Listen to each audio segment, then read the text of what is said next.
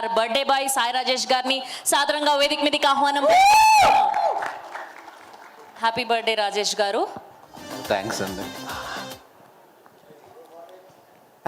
నాకు లేదు sir, cult block buster అనగానే ఎస్కేన్ వస్తున్నాడు అనుకున్నారు వాళ్ళు. ఒక ప్రొడ్యూసర్కి బ్లాక్ బస్టర్ ఇచ్చేది ఓన్లీ డైరెక్టర్ డార్లింగ్. అదే సినిమా అందరికంటే నీ స్పీచ్లకి డిమాండ్ ఎక్కువ ఉంది. అందుకే ఇక్కడ ప్రస్తుతం వాసు గారు చాలా కర్కోటకంగా ఈరోజు నా పుట్టినరోజు అన్నా పర్లేదు 2 గంటలు వచ్చిపో అని చెప్పారు. ఇది మా సినిమా, అంటే ఇంకా నాకు కావాల్సిన నాకు చాలా ఇష్టమైన ఆత్మీయులైన అందరి సినిమా ఇది. ఆగస్ట్ 15 రిలీజ్ అవబోతుంది. నితిన్ గారు ఎక్కడ కనిపిస్తున్నారు? Okay, ya, hi sir, welcome. చాలా బాగా నచ్చారు మీరు నాకు. బాయ్ నెక్స్ట్ డోర్ కుమ్మేసేయండి. All the best sir. And Bhanu, మా కో ప్రొడ్యూసర్ భాను నాకు చాలా రోజుల నుంచి చాలా close friend. All the best Bhanu garu. And music కానీ ఇంకా డైరెక్టర్ గారు నాకు బాగా నచ్చింది ఏంటంటే, పర్లేదు బ్రో అంటే 1.5 అయినా వర్షం, నాకు వర్షం అలా తడిపారు అండ్ రెయిన్కి డబ్బులు ఖర్చు పెట్టామంటే అలాంటి డైరెక్టర్లు ఉండాలి. డబ్బులు ఖర్చు అయినా పర్లేదు, వర్షం గురించి ఎంతైనా చేయొచ్చు. అరవింద్ గారు చాలా కోపంగా చూస్తున్నారు.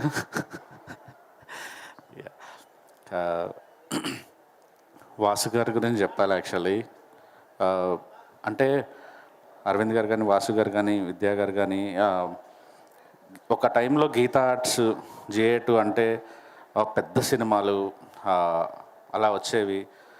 ఈరోజు గీతా ఆర్ట్స్ కాంపౌండ్ కొత్త బ్లడ్కి వాళ్ళు ఎంకరేజ్ చేస్తున్నారు. మాలాంటి వాళ్ళందరికీ ఈరోజు గీతా ఆర్ట్స్ గేట్ లోపలికి ఎంట్రీ దొరికిందంటే అదొక అరవింద్ గారు తీసుకున్న ఒక గొప్ప డెసిషన్. సో అందుకే ఆయన మేము పక్కన నిలబడుకోగలుగుతున్నాం, దగ్గరగా చూడగలుగుతున్నాం, తక్కువ బడ్జెట్లో మంచి మంచి సినిమాలు తీయగలుగుతున్నాం.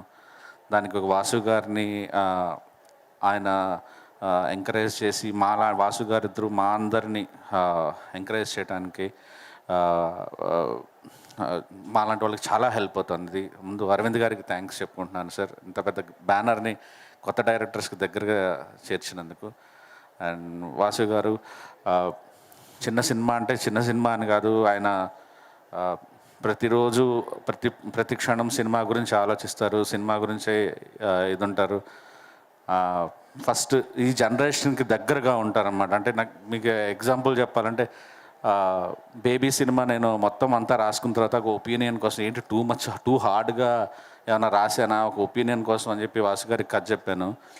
క్లైమాక్స్ అంతా అయిని వీడిని పోలీస్ స్టేషన్లో నుంచి ఇంటికి వెళ్తాడు కదా, కొన్ని పోలీస్ స్టేషన్లో చంపేద్దాం వీడిని ఎన్కౌంటర్లో అని అడిగారు. సజెషన్ యాక్చువల్లీ అయిన నాకంటే కూడా చాలా వైల్డ్గా ఆలోచిస్తున్నారు అనుకున్నాను.